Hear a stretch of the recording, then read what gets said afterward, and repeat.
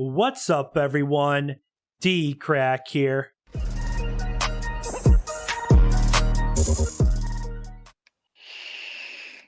So, guys, I honestly don't want to react to this. I'm here with MFF Gaming. I'm honestly glad that he's here with me watching this because I don't know if I'd want to watch this by myself. As you guys can see, I'm in my office. It is completely dark. The only reason you're seeing my face is because I have my laptop light on. MFF Gaming's down below. Our friend ATV Studios, though, wants us to watch The Devil Game by CreepyPasta Storytime. It's 2:52 a.m. where I'm at, MF. It's almost 3 a.m., dude. Yeah. It's almost 4 where you're at. But yeah, it's almost 4 a.m. Well, all right, guys. When I push play, my screen's gonna go dark for a minute because yeah. But I'll be back, guys. So you ready, MF? Yeah, I'm in the darkness right here, guys. So if you can't see me, I can't see you at all. The only thing you can see is this. Yeah. Will your light come back? Watch it. I was in full screen. Yeah, that's good how you are now because a second ago I couldn't see you. But guys, if you're new to the channel, make sure and subscribe. Click the bell. I'd appreciate it. Leave a comment down below. Smash the like button, guys. This is 36 minutes long, so get comfortable. Get some popcorn. This is very scary, I guess. So we're gonna check out The Devil Game. Want me to count down? Sure. Go ahead. I'm ready. Okay. When you hear my space bar, just click. Okay. 3, 2, 1. Oh god, that fucking music. Oh God. ATV, if you're watching this, screw you.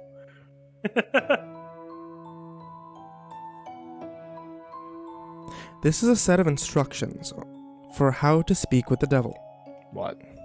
Which, as those of you with any sort of brains at all might note, is a potentially moronic proposition on the face of it. One likely to culminate in any form of thoroughly unpleasant fates. Honestly, it would probably be smarter to publish your credit card number on Facebook or take up a career in crocodile wrestling. But then, that isn't going to stop you, is it? I ain't doing it. I'm just watching the video. Interested, at least. Right, MF? If you do everything just right, there's a fair God. chance that you'll walk away scot-free. And that seems to be reason enough for some people to decide that it's a good idea, especially if you're the fate-tempting, thrill-seeking, scare junkie type. Or the desperate type. Hell no. Which brings me to a point of clarification that I ought to make. This is not a manual for making any kind of Faustian bargain. You know, the whole sell your soul type of deal. Although if you happen to bring it up in conversation, he certainly wouldn't be one to refuse.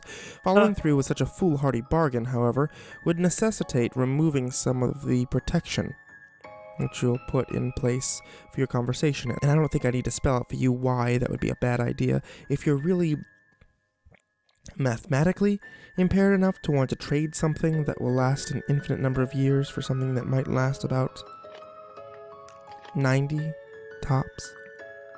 There are plenty of other rituals out there for you to follow. This one, if you performed correctly, I ain't selling should my allow soul, bro. the two of Hell you no. to talk. If you do that, This you're perhaps idiotic. begs the question of why exactly would you want to speak with the devil in the first place?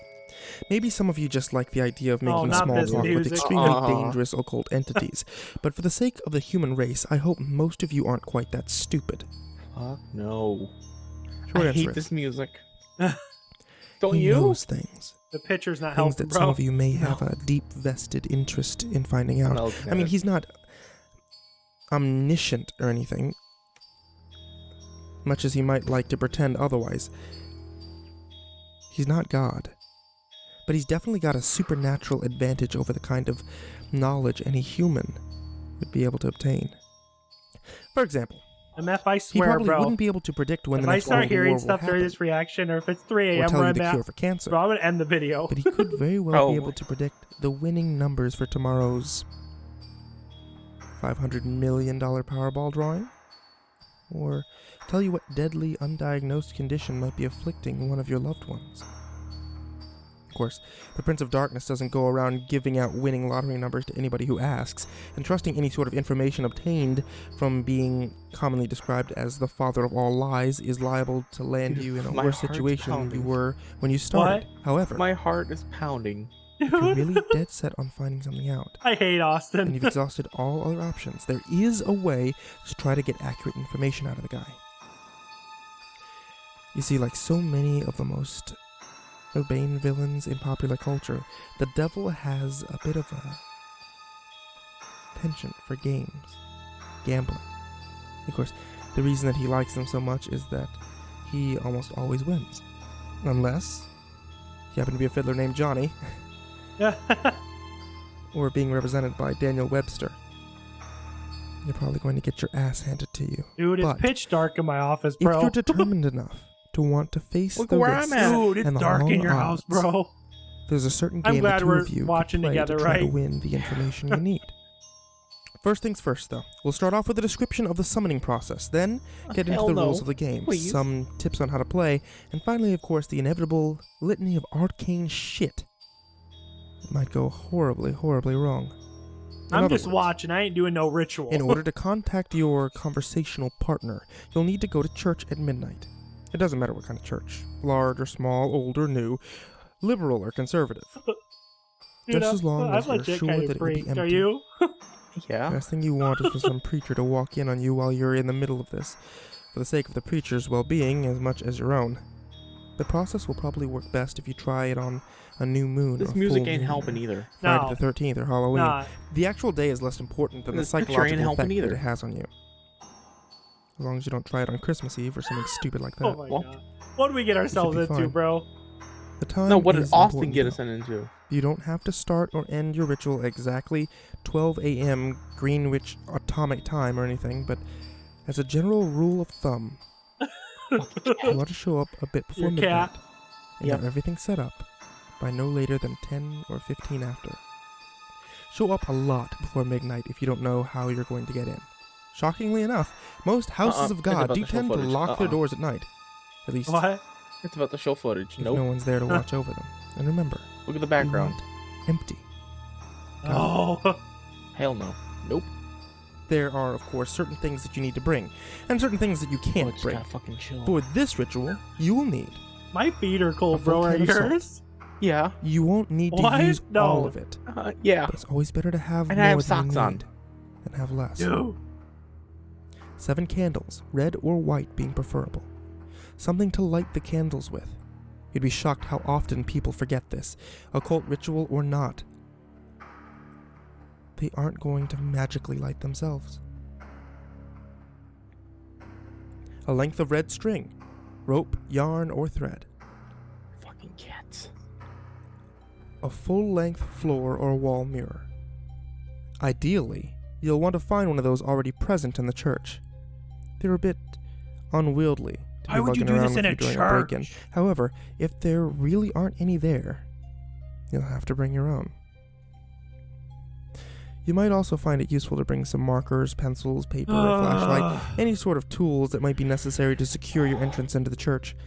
You will not be permitted to bring in any electronic or timekeeping device. This includes all cell phones, smartphones, tablets, e-readers, MP3 players, PDAs, calculators, wristwatches, pocket watches, kitchen timers, hourglasses, etc., etc., etc. Seriously, it's What? worse than the SATs. Dude, of course this video is going to be If you're one of freaking those long people too, that has right? your smartphone practically And wired we're into 7 your brain, minutes don't into worry. this crap. You can bring those things with you 30 to minutes the church left? as long as you leave them outside the room in Well, at least which the music you'll be doing changed. the ritual. If you brought a flashlight, helpful for finding your way around without attracting unwanted attention. Leave that outside too. Also, don't bring any sort of religious paraphernalia to protect you, especially if it pertains to the Abrahamic religions. And yes, if those gothy black cross earrings that you're wearing are hanging right side up, they count. If you have any kind of holy symbol like that with you, the devil will simply refuse You to just show went up. dark, MF. Don't worry. I know because I put You're it not going full in screen. totally unprotected. In fact, most can of the still see me. supplies with you are Barely. not for any sort of devil summoning ritual. That's But for better. your Just own leave it like protection. that, okay? Old Yeah. superstitions and folk magic remedies to guard God damn yourself it, cats. from evil It's 301 where I'm at, bro. From what I know of it, the effect's mostly based on the power of belief, so there are probably numerous other objects, artifacts, and procedures that would work just as well. If you'd like to risk being left helpless at the mercy of the devil in order to test that theory, feel free to experiment. However, for anyone without a psychotic death wish, I'd recommend sticking to the ritual as follows. Austin knew this would creep us out, didn't he? Yeah. Once you're sure, Like I said, if you're you watching have this, all the right Austin, supplies with you, make your way into the church and find some place to set up. You can be anywhere from the main sanctuary, where services are held, to a Sunday school classroom, to a walk-in supply closet. As long as you have a sufficient amount of open floor space, and you're certain not to be disturbed, set up your mirror first. This is where the devil will appear when you summon him. As such, you mustn't complete the summoning until you've laid down certain wards around it. First, surround the mirror with an unbroken circle of salt. If the mirror is hanging on a wall or floor, lay down a semicircle around it instead. Make sure that the salt touches the wall at both ends. Then wrap your red string around the mirror several times. The color red, specifically red string, is symbolic of protection in the folklore of many cultures and religions. This is also why red candles are a good idea. And speaking of the candles, set them up around the outside of your circle or semicircle of salt, spacing at relatively even intervals. No, you don't have to get out a measuring tape and make it perfect, but do at least try to make it look as though it was set up by someone old enough to be trusted with matches. Light the candles in a clockwise fashion, being careful not to disturb the salt. If you break the circle, you'll have to start all over again. Once all the candles are lit and burning strongly, your protective wards are complete. You are now ready to proceed to the actual summoning.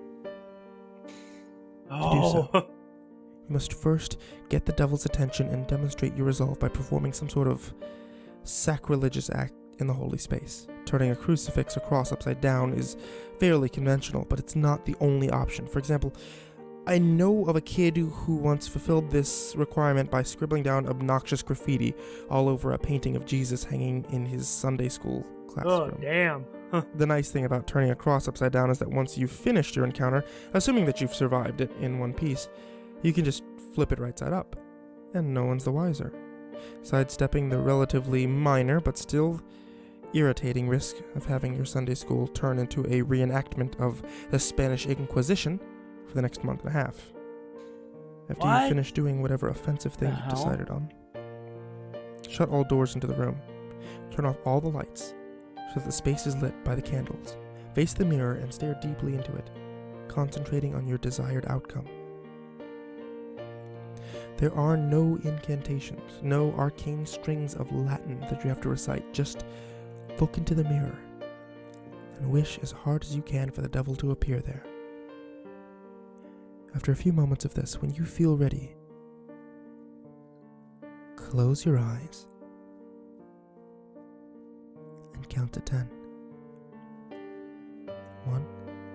Austin, you asked for requesting this, bro. 3, 4, 5, 6, 7, 8, 9, 10. Then open them. If all has gone correctly, you'll no longer see your own reflection. You'll be looking at the devil. Me. Or at least looking at the way the devil has chosen to appear to you. Chances are he won't look like your conventional red-horned demon with goat legs and a pitchfork, nor any sort of terrible apparition. No point in scaring you off now. Better lure you in, make you feel safe. To that end, he generally takes on an appearance of a fairly average, nondescript human being. If anything, he's prone to vanity, will lean towards the more attractive end of the spectrum. The only really frightening part of him will be his eyes. What's up with the happy music, bro? No matter how hard he tries, he can't hide the sinister gleam smoldering deep within them. The malevolent amusement and hunger, like the eyes of a spider contemplating Wasn't that on the video, bro? Web. They're supremely confident, those eyes. I heard a clap like... Confident without pity. I thought that was on the Don't video, look into bro. them too deeply, or you'll Was it? begin to feel helpless, paralyzed. Well, with I guilt, didn't hear a clap, but I might have losing missed your it. hope and your will to fight. Since you'll probably just be standing there staring at him in shock for a few moments, having on some level expected for the ritual to fail, he'll initiate the conversation by asking you what it is you desire from him. If you can gather your wits enough to string together a coherent sentence, you should respond with something like this. I wish to challenge you in a game of question and response. I mean, even if you don't get the words exactly right, he'll know what you mean, and he'll accept your request with a wide, predatory grin of anticipation. He's been playing this game for a long time, you see, and he's very good at it. Most humans, on the other hand, are very bad at it. This gives him a chance to, at the very least, thoroughly mess with your mind, and at most, well, we'll save that for the litany of shit that can go wrong. You'll have to play it very smart to avoid justifying his expectations. The general rules to this game are very simple, with a few that can make things more complicated. He'll begin by asking you a question. He always initiates the game. It can be anything from a piece of obscure trivia to a riddle, to an extremely personal inquiry. Don't worry, you won't be immediately plunged into hell if you get the answer wrong or anything like that. As a matter of fact, he won't even tell you whether you got it right or wrong. After you've answered the question, you get to ask him one in return. Now, here's where the consequences of your response come in. If you answered his last question correctly, he will respond to your question honestly and accurately. Well, as accurately as he is able. However, if you answered it incorrectly, he's free to lie to you as he sees fit. Perhaps, if you've asked him something you're better off not knowing, he'll tell you the truth about it anyway. More likely, he'll feed you the most insidious, damaging lie that he can come up with. Either way, after he's responded, he'll ask you another question, and the process will repeat over and over and over and over and over and over until you decide to call it quits. Now, you may be sitting there thinking that it sounds fairly easy to get the information that you need. All you have to do is wait for a question that you can answer correctly, and then take that opportunity to ask him what you really want to know, ignoring everything else that he said. Well, it's not that simple. The devil will never give you an easy question, one that you can be completely sure of the answer to. What? He may instead give you a question that you have some vague knowledge of, that you think maybe you know the answer to but aren't really confident, thus forcing you to endlessly second-guess yourself, obsessing over whether or not you can trust the information that he gave you next. Perhaps you'll think that what he said was a lie, wish it was a lie, but be eternally consumed by doubt, unable to fully convince yourself that you are wrong. Or perhaps you'll have to make a huge choice based on the information that he gave you, and be tormented by fear and indecision as you realize that your fate, and perhaps that of others as well, rests entirely upon whether or not you were able to correctly recall some arcane piece of trivia that you don't even remember now. You'll never remember the exact question that the devil asked you, by the way. That would make it too easy for you to go back and check your response. Or maybe, instead of testing your knowledge, he'll ask you something personal, something you even lie to yourself about. You answer back to him, thinking that you've got the question correct. No, I don't resent my sister. Yeah, I would turn the money into the police. But he'll know better. He'll know better than you do yourself. He'll know better than you do that you're lying. And he'll lie to you in return. And you'll believe him. You'll believe him until you're no longer able to deceive yourself, and by then, it might be too late. Or maybe he won't even give you a chance to get an accurate response at all. Maybe he'll just ask you endless strings of complicated, impossible questions, making you more and more frustrated and disheartened as you realize that you'll never be able to force him to tell you the truth. Questions like, what's the what is point the of it exact then, height of right? Mount Everest in centimeters in the year 1666? Oh, jeez. Or what is the airspeed velocity of an unladen swallow? Although knowing his sense of humor, if he ever asked the latter, he might consider African or European a correct response. There are a couple of ways to short-circuit this particular strategy. However, additional rules and courses of action that make the game more interesting and prevent you from being stonewalled completely, although in all honesty, he probably wants for you to try one of those options anyway. The first option is to ask him a riddle instead of a question. If you somehow manage to stump him and he answers the riddle wrong or gives up, he'll be obligated to give you a truthful response to your next question. If he answers the riddle correctly, once again, don't worry. He won't pounce you like a sphinx or drag you into hell. What will happen is that he will get a pass, allowing him to lie in response to one question he would otherwise be obligated to answer truthfully. Honestly, if he gets a pass, you might as well just give up and quit the game right there. It's nearly impossible to determine when he's telling you the truth under the best of circumstances, adding another layer of complexity by constantly trying to figure out when and if he's using his pass. It's about enough to make any normal person's brain explode. There's no way, just forget it. The second option is for you to take a dare from him, if you accept it, and vow to follow through. Then once again, you'll have to answer your next question truthfully. If you choose instead to reject it, he'll get another pass. Now, before you freak out and reject the whole idea completely, you should know that he won't ask you to do anything overly dramatic or unspeakably evil like blow up a hospital or murder somebody. As a rule of thumb, I hope most not, dares right, won't MF? involve direct loss of life or any major felonies. However, You okay? it certainly won't be easy. I'm good. Inflicting severe pain on yourself, doing something that terrifies the shit out of you, I guess. cutting off a treasured relationship, publicly humiliating yourself or someone that you love. All of these things and more, things you might not be able to imagine, are completely on the table. If you're willing to go that far, to put yourself in that kind of position, Oh, God. you'll get your answer.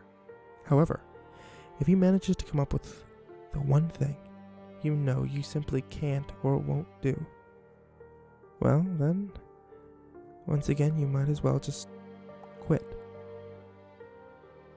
One last thing.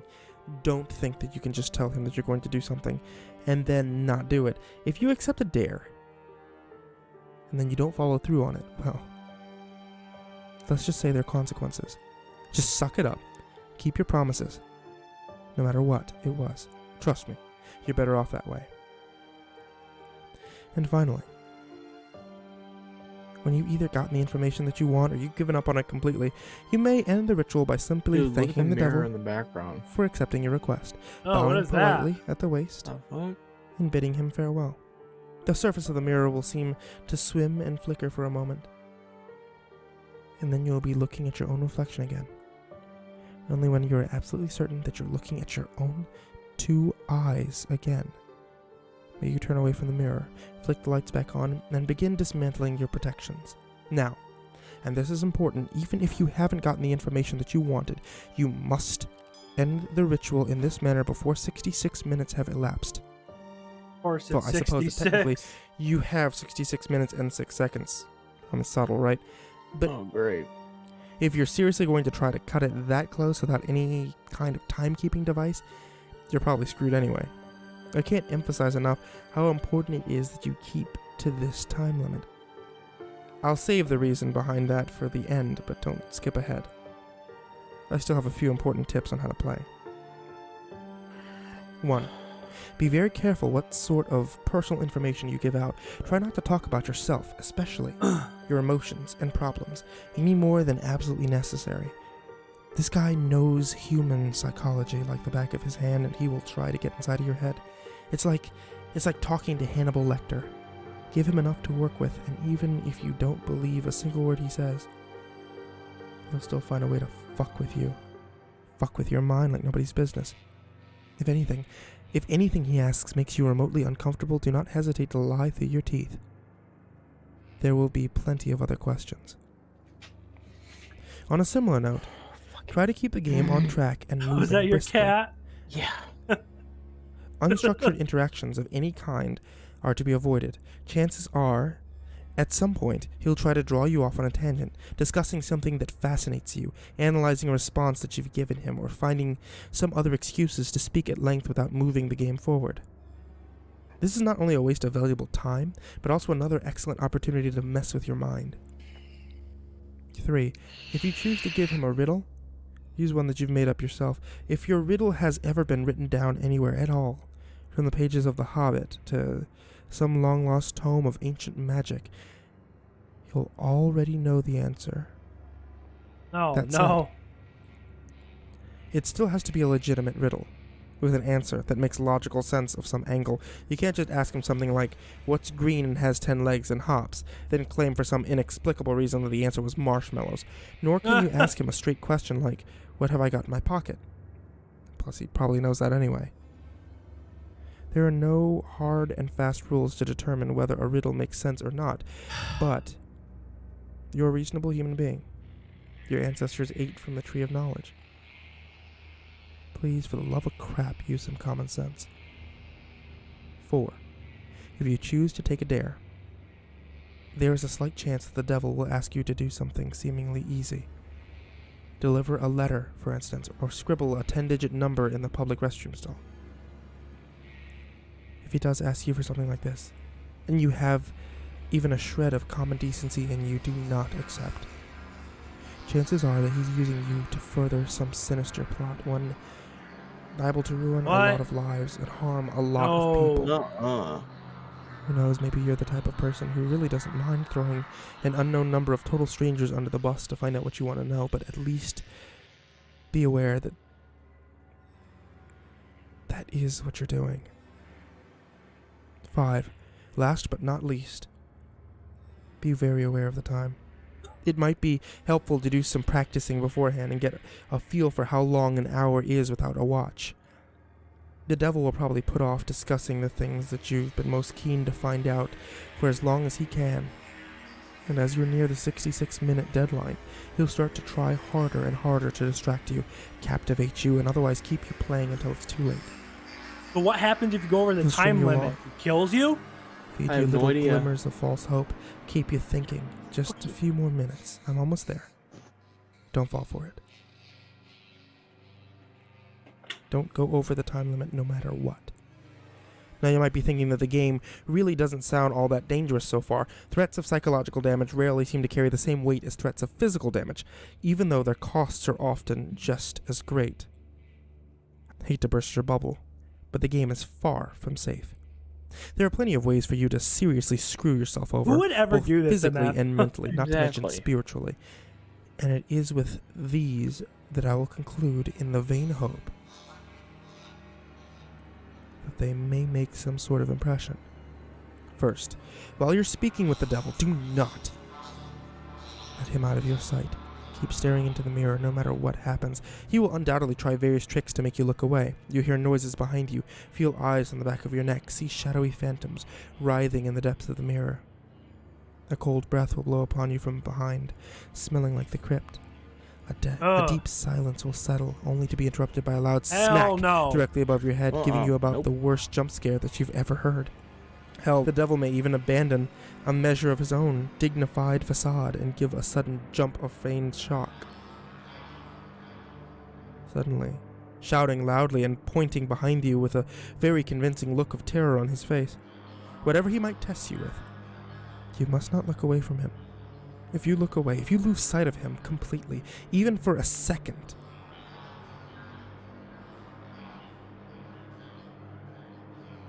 you will look back at the mirror to find him gone. What? Well, not gone. Out of the mirror, in the room, with you. Exactly how much of your body the police will find the next morning and in what state it's in will depend entirely on the sort of mood that he's in. The same thing goes if you break any of the protections that you laid down beginning the ritual. Interrupting the circle of salt, letting the red string unwind, knocking over a candle, or letting one go out, any of these things will free him from the mirror, and then, well, you're a bunch of creative horror junkies. I'm sure you can fill in the blanks. On a different topic, you may reach a point in the game, probably after a long series of maddening, impossible questions, where the devil asks you the deceptively simple question, "What is your full name?" You must not give it to him. Names can be the things of great power. Although the devil will, of course, already know your name, telling it to him yourself is akin to inviting a vampire into your home. Your name is deeply synonymous with your own inner self. Thus, giving him your full name is powerfully symbolic of giving him yourself. If you're foolish enough to make this mistake, all of your protections will be for naught, and he will seize upon your unwitting offer with malice glee, stealing away your soul, dragging it back with him into hell. At least this way, the police will find a complete identifiable body. As a matter of fact, your vacant shell will be totally unblemished, seemingly having dropped dead of sheer terror. Last but certainly not least, there's a matter of what happens if you go over the time limit. This is arguably the worst thing that you could do. You won't think so at first. The devil will give you no indication that you have in fact exceeded the time limit. You'll conclude the ritual as if nothing had gone wrong, perhaps as the devil's image in the mirror trembles and gives way. You'll see a particularly nasty, triumphant smirk flash across his face. But this will be easily dismissed as your imagination. You'll turn the lights back on, gather your belongings, and go to leave the room, but when you open the door, you will see nothing. That's right, nothing. Just a flat, white void extending indefinitely in all directions. Into nothing. Only the room, No. which was reflected in the mirror, will now exist. Oh. Incidentally, if you turn back around to face the mirror again, you may catch a glimpse of your own reflection. Perhaps it will even turn and favor you with a smirk and a cheeky wave before sweeping out the door into a perfectly normal church hallway outside. As you may have already figured out, you yourself are no longer in the church. Your soul is now trapped in the mirror, and the devil has taken the liberty of possessing your body, now that you are no longer using it. Pound on the glass and scream all you like, you'll never get out on your own, and no exorcist can help you. But don't worry, it's not like you're in hell, right? At least not necessarily. What you have to understand, see, is that a human soul, stripped bare of its flesh, is a deeply volatile and vulnerable thing, especially when trapped in the lands of the living. You are now an entity of purely mental properties, and as such, the barriers between what is real to you and what is imaginary have been completely dissolved. As you fill that reflected room with your anger, your sorrow, your fear at being trapped, those emotions will begin to coalesce, given form by your mind. If you're not particularly imaginative, these creatures may not be too terrible, may not be able to inflict too much horror and pain. With time, you may even be able to teach yourself to get rid of them. If, however, yours is a mind haunted by monsters, a mind that is vibrantly creative and imaginative and more than usually twisted, well, there's no telling what kind of horrors might come clawing their way out of that maelstrom, tasting sweet release from the confines of your subconscious, hungering for your terror and suffering. They will refuse to be banished, dragging you kicking and screaming into an endless, positive feedback loop of pain and horror. Needless to say, if you're a regular patron of websites like this one, you're probably pretty fucked. There's only one way to find a release from the mirror and the world that you've created therein. They say that if you call to the devil once more and ask him to free you from the mirror, he'll be willing to take you out. For the usual fee, of course. Your soul. Who knows? Maybe your imagination is twisted and powerful enough to create a personal hell that leaves you begging for the real thing. Those talents might be put to good use. There are over 7 billion people in the world, after all. Even the devil himself can't be messed with all their minds at once. Talented help is always appreciated. Of course,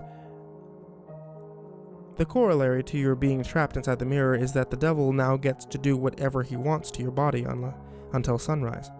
At around that time, your body will mercifully drop dead from the strain of the possession. Autopsy will properly identify the cause as some kind of coronary event.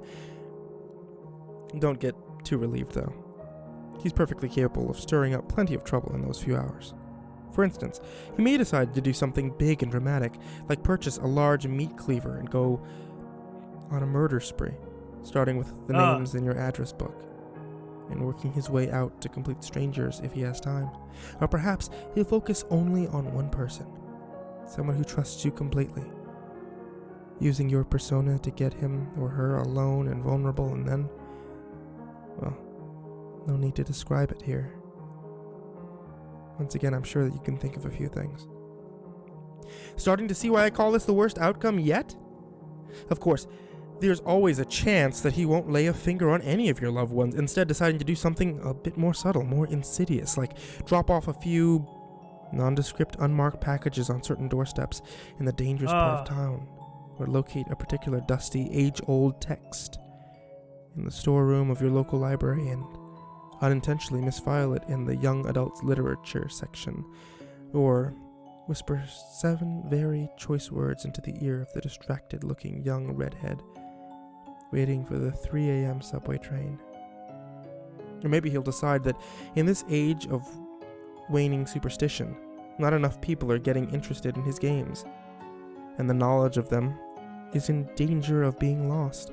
Maybe he'll decide that he needs to get the word out a bit more, do a bit of networking, attract some new suckers, challengers. Maybe he'll take a quick peek at your browser history, see where the impressionable, curious minds are hanging out these days. Maybe he'll write a quick tutorial in modern parlance rather than some instructable, obsolete, demonical text. Post it on the internet, see how many bytes he gets. Or maybe I really shouldn't have given that out. I really shouldn't have gone there. But if you've made it this far without shining, hell? a little twist at the end isn't going to put you off, is it? I'm sure there's plenty of intrepid adventurers among you with burning questions that you like answered, and you're all a very smart bunch. You know the pitfalls. You know the conventions. You live and breathe this sort of thing. Do you not? There's no way that you'd fall into any of the obvious traps. Right? You're not some Dick or Jane off the street after all. You'd bring a whole new level of competition. You would. Excuse me for just a moment. I think I hear someone calling me. What? Already? Must be one hell of an imagination you've got on you. Perfect.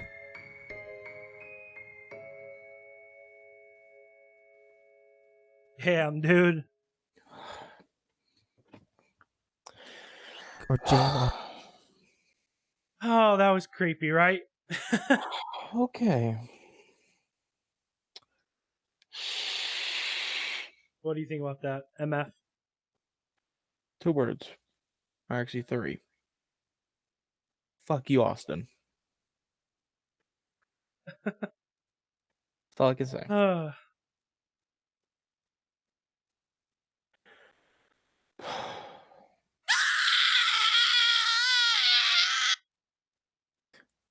Nice try. Oh my god.